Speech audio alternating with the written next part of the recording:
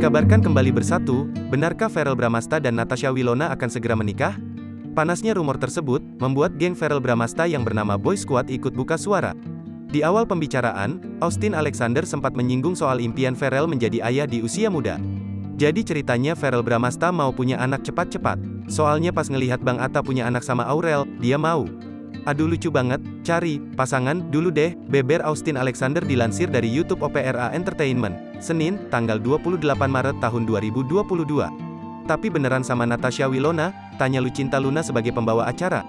Mendengar pertanyaan itu, Austin dibuat semangat dengan membocorkan hal menarik. Menurut cerita Austin, ternyata Verrell berencana menggelar pernikahan di luar negeri.